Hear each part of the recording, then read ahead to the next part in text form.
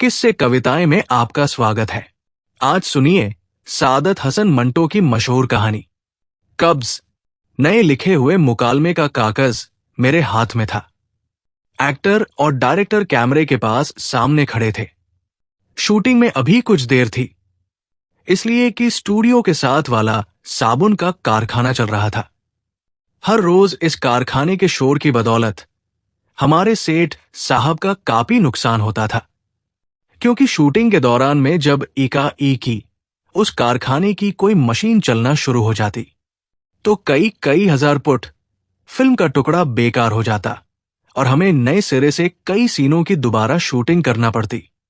Director साहब hero और heroine के दरमियान कैमरे के पास खड़े सिगरेट पी रहे थे और मैं सुस्ताने की छातिर कुर्सी पर टांगों समेत बैठा था।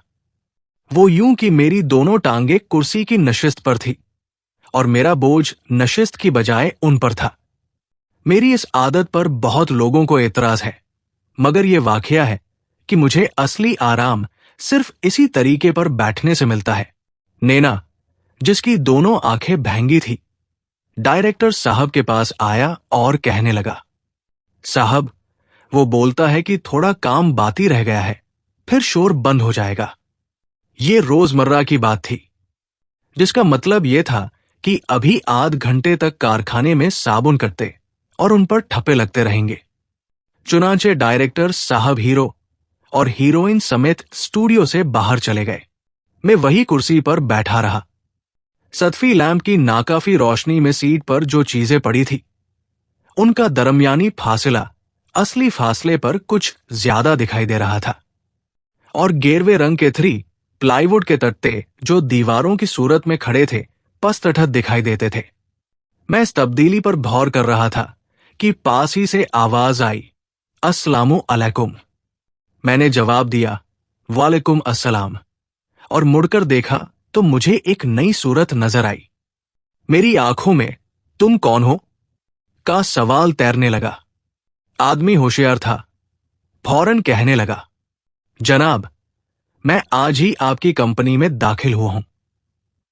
मेरा नाम अब्दुर्रहमान है, खास दिल्ली शहर का रहने वाला हूं।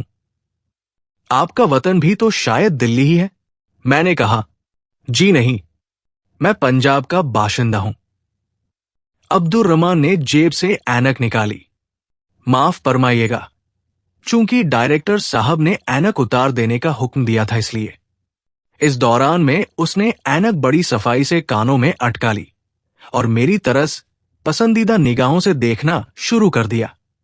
वल्लाह, मैं तो यही समझा था कि आप दिल्ली के हैं, यानी आपकी जबान में कतन पंजाबियत नहीं। माशा अल्लाह, क्या मुकालमा लिखा है, कलम तोड़ दिया है। वल्लाह, ये स्टोरी भी तो आप ही ने लिखी है। अब्दुर्रहमान ने जब ये बातें की तो उसका कद भी मेरी नजर में प्लाईवुड के तख्तों की तरह पस्त हो गया। मैंने रूखेपन के साथ कहा, जी नहीं। वो और ज्यादा लचकीला हो गया। अजब जमाना है साहब, जो अहलियतों के मालिक हैं उनको कोई पूछता ही नहीं। ये बंबई शहर भी तो मेरी समझ में बिल्कुल नहीं आया। अजब उटपटांग जबान बोलते हैं यहां के लोग। 15 दिन मुझे यहां आए हुए हो गए हैं, मगर क्या अर्ज करूं, सख्त परेशान हो गया हूं। आज आपसे मुलाकात हो गई।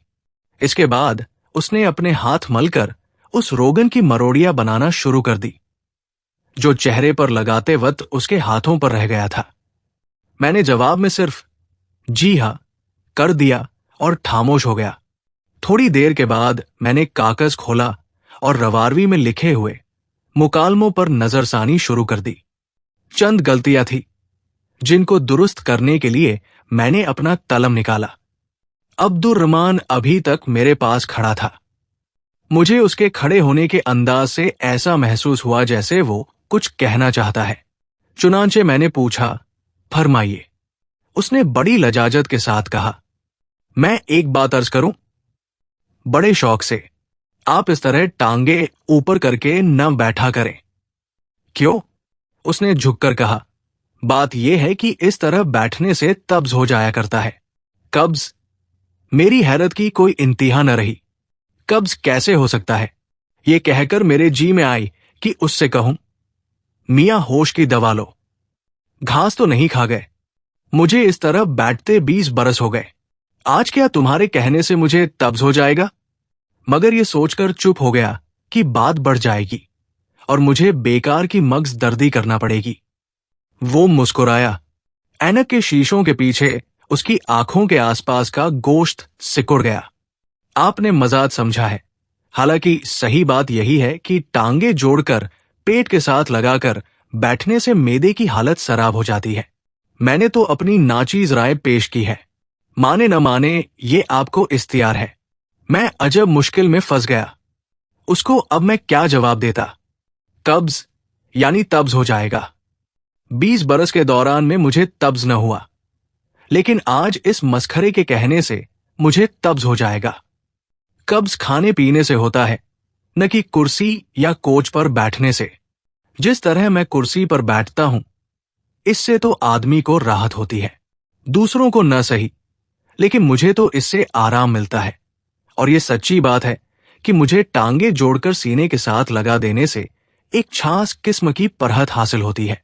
स्टूडियो में आमतौर पर शूटिंग के दौरान में खड़ा रहना पड़ता है, जिससे आदमी थक जाता है।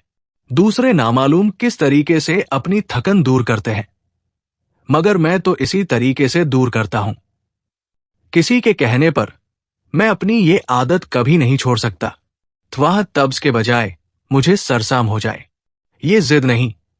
दरअसल बात यह है कि कुर्सी पर इस तरह बैठने का अंदाज मेरी आदत नहीं, बल्कि मेरे जिस्म का एक जायज मुतालिबा है, जैसा कि मैं इससे पहले अर्ज कर चुका हूं। अक्सर लोगों को मेरे इस तरह बैठने के अंदाज पर एतराज रहा है। इस एतराज की वजह न मैंने उन लोगों से कभी पूछी है और न उन्होंने कभी खुद बताई है। एतराज की वजह वह कुछ भी हो, मैं इस मामले में अच्छी तरह दलील सुनने के लिए भी तैयार नहीं। कोई आदमी मुझे ठाई नहीं कर सकता। जब अब्दुर रहमान ने मुझ पर नुक्ता चीनी की तो मैं भुन्ना गया और उसका यूं शुक्रिया अदा किया जैसे कोई ये कहे, लानत हो तुम पर। इस शुक्रिया की रसीद के तौर पर उसने अपने मोटे होंठों पर मैली सी मुस्कुराहट पैदा की और खामोश हो गया। इतने में डायरेक्टर हीरो और हीरोइन आ गए और शूटिंग शुरू हो गई। मैंने खुदा का शुक्र अदा किया कि चलो इसी बहाने से अब्दुर रहमान के कब्ज से नजात हासिल हुई। उसकी पहली मुलाकात पर जेल की बातें मेरे दिमाग में आई। 1. ये एक्स्ट्रा जो कंपनी में नया भर्ती हुआ है, बहुत बड़ा चुगत है। 2. ये एक्स्ट्रा जो कंपनी में नया भर्ती हुआ है, सख्त बदतमीज है। 3. ये एक्स्ट्रा जो कंपनी ने नया भर्ती किया है, प्रलय दर्जा का मग्ज चाट है। 4. ये एक्स्ट्रा जो कंपनी में नया दाखिल हुआ है, मुझे इससे बेहद नफरत पैदा हो गई है। अगर मुझे किसी शख्स से नफरत पैदा हो जाए तो इसका मतलब यह है कि उसकी जिंदगी कुछ अरसे के लिए ज्यादा मुतहरिक हो जाएगी। मैं नफरत करने के मामले में काफी महारत रखता हूं। आप पूछेंगे, भला नफरत में महारत की क्या जरूरत है?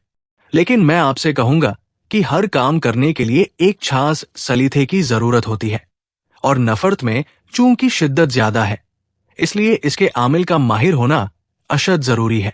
मोहब्बत एक आम चीज है।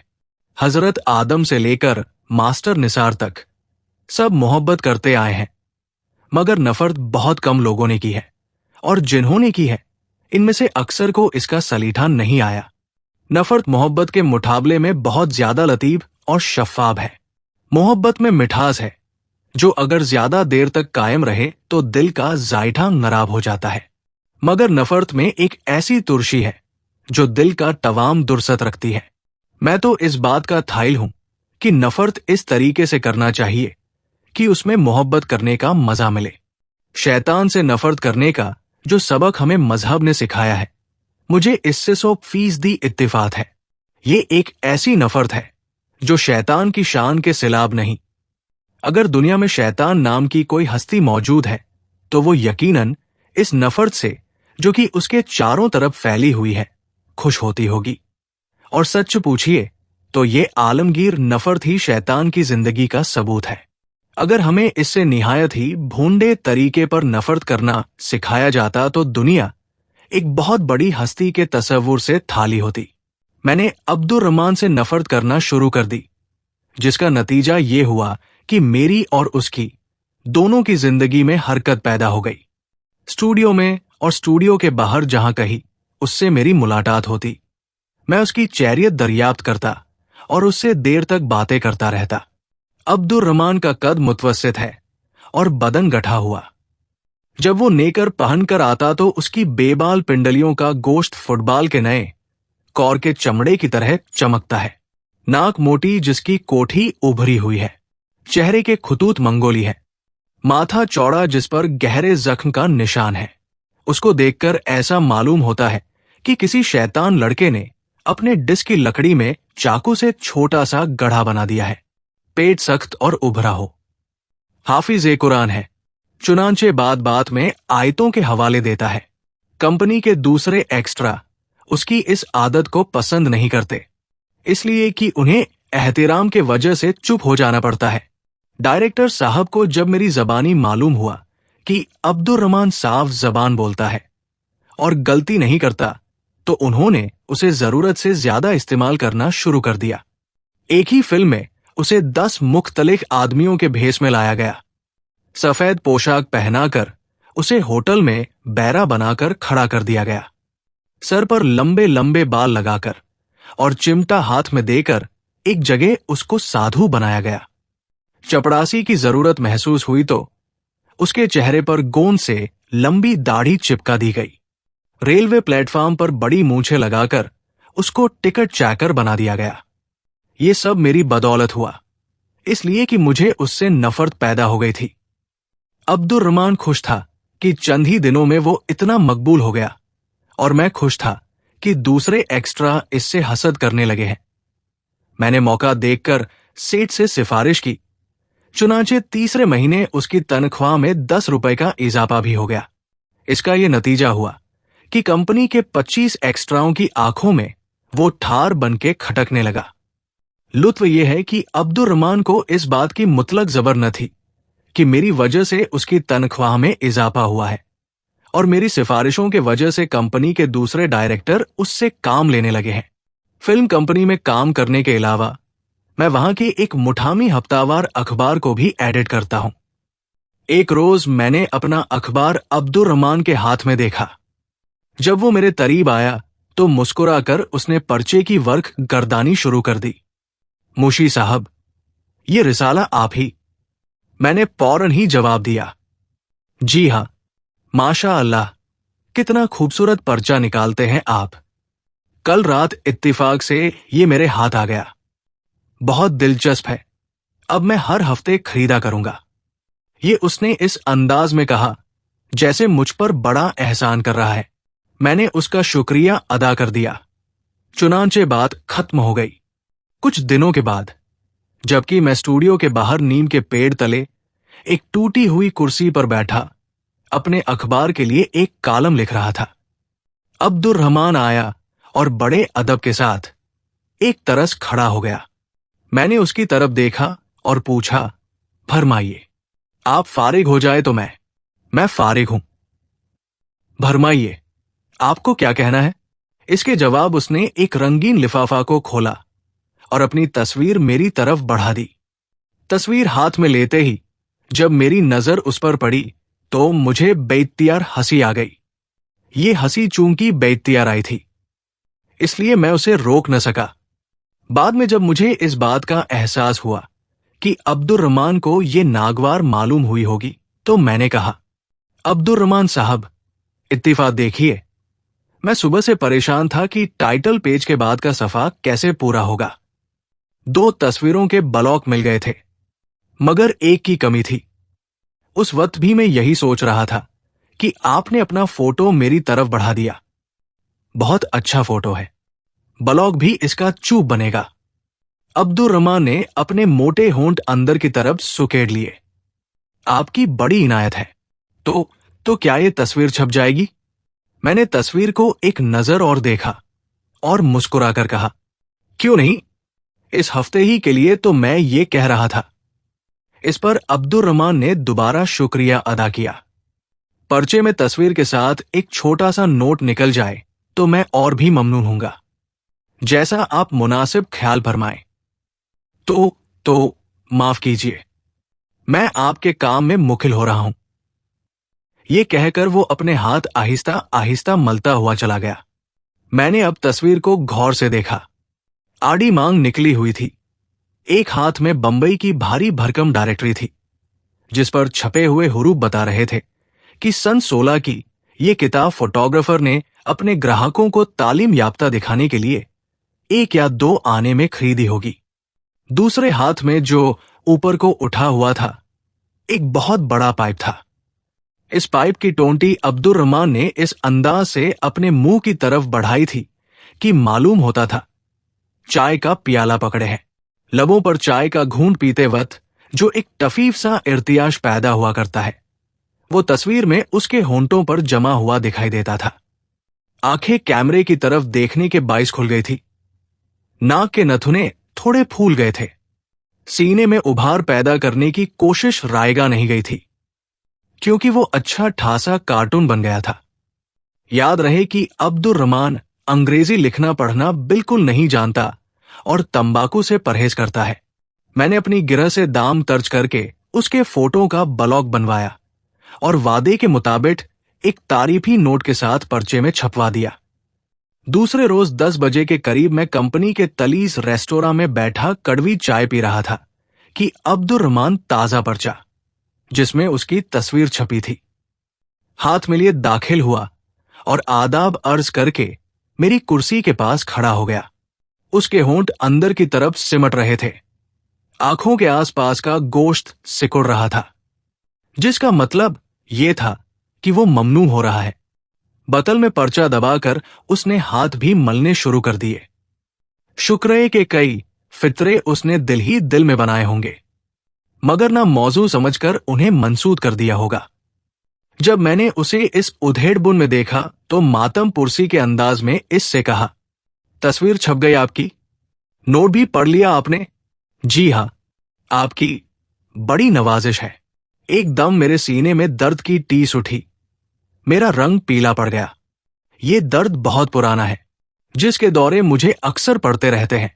मैं इसके दफिये के लिए सैकड़ों इलाज कर चुका हूं, मगर लहासिल चाय पीते पीते ये दर्द एकदम उठा और सारे सीने में फैल गया।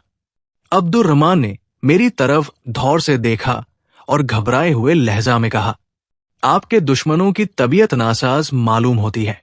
मैं उस वक्त ऐसे मूड में था कि दुश्मनों को भी इस मूजी मर्ज का शिकार होते न देख सकता। चुनाचे मैंने बड़े रूखेपन के साथ कहा, कुछ नहीं, मैं बिल्कुल ठीक हूं। जी नहीं, आपकी तबीयत नासाज है। वो सख्त घबरा गया। मैं आपकी क्या खिदमत कर सकता हूं? मैं बिल्कुल ठीक हूं, आप मुतलक फिक्र न करें। सीने में मामूली सा दर्द है, अभी ठीक हो जाएगा। सीने में दर्द है? ये कहकर वो थोड़ी देर के लिए सोच में पड़ गया।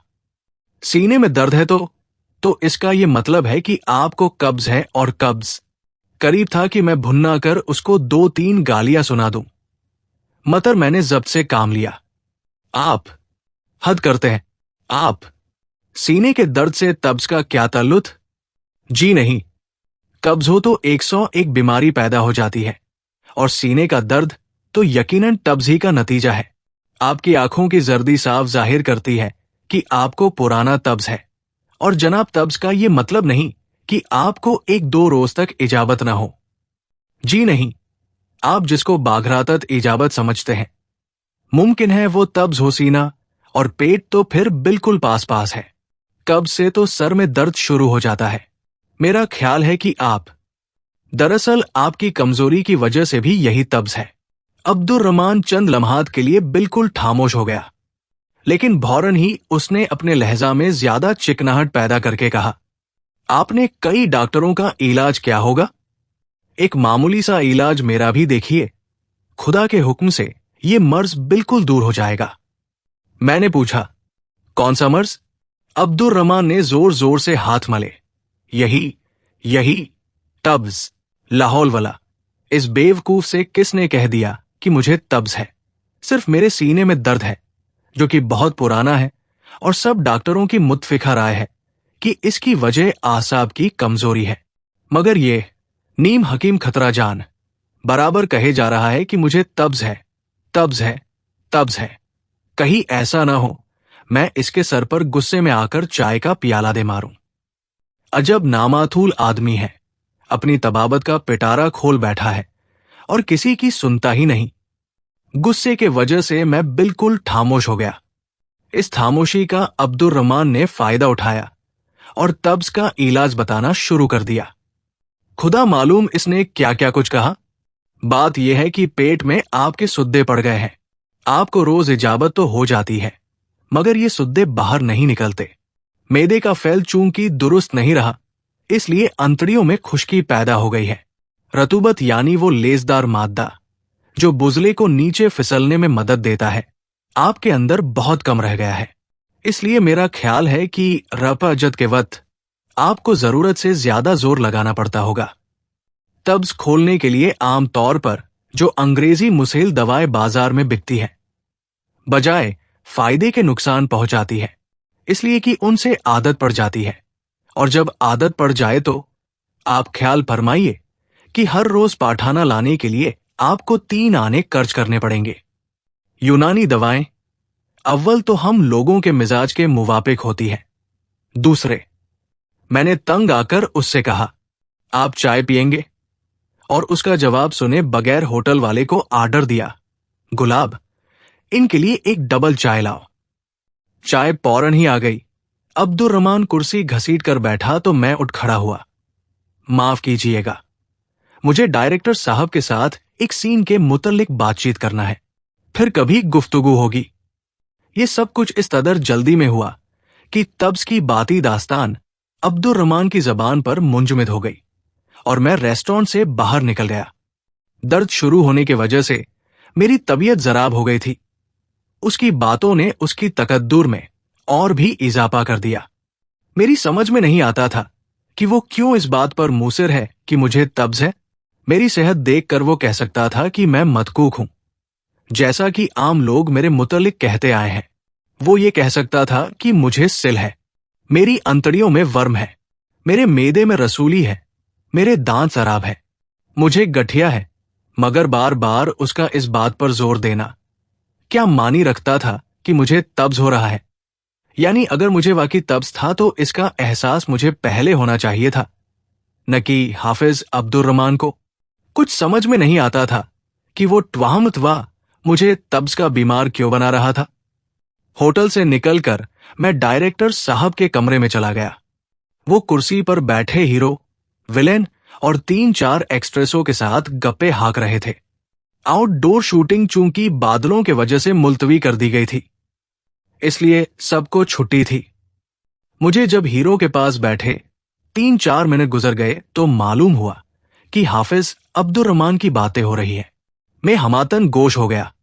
एक एक्स्ट्रा ने इसके सिलाब कापी जहर उगला, दूसरे ने उसकी मुख्तलिफ आदात का मुज़का उड़ाया, तीसरे ने उसके मुकालमा अदा करने की नकल उतारी। हीरो को हाफिज अब्दुर रहमान के सिलाब ये शिकायत थी कि वो उसकी बोल चाल में जबान की गलतियां निकालता रहता है। विलेन ने डायरेक्टर साहब से कहा, बड़ा वाहियात आदमी है साहब। कल एक आदमी से कह रहा था कि मेरा एक्टिंग बिल्कुल फजूल है, आप उसको एक बार जरा डांट पिला दीजिए। डायरेक्टर साहब मुस्कुराकर कहने लगे, तुम सबको उसके खिलाफ शिकायत है, मगर उसे मेरे खिलाफ एक जबरदस्त शिकायत है।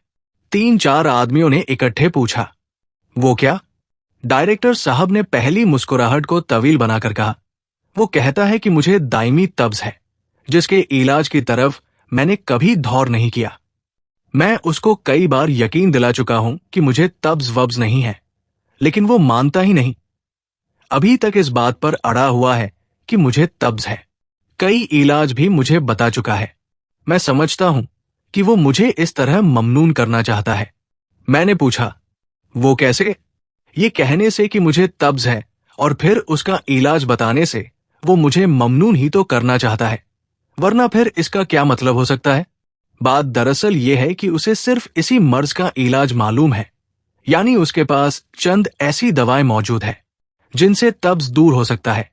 चूंकि मुझे वो खास तौर पर ममनून करना चाहता है, इसलिए हर वक्त इस ताक में रहता है कि जो ही मुझे तब्ज हो वो बौरन इलाज शुरू करके मुझे ठीक कर दे आदमी दिलचस्प है। सारी बात मेरी समझ में आ गई और मैंने जोर जोर से हंसना शुरू कर दिया। डायरेक्टर साहब, आपके अलावा हाफिज साहब की नजर इनायत ठाकसार पर भी है। मैंने कल उनका फोटो अपने पर्चे में छपवाया है। इस एहसान का बदला उतारने के लिए अभी अभी होटल में उन्होंने मुझे यकीन दिलाने की कोशिश की कि मुझे जबरदस्त तब्ज हो रहा है।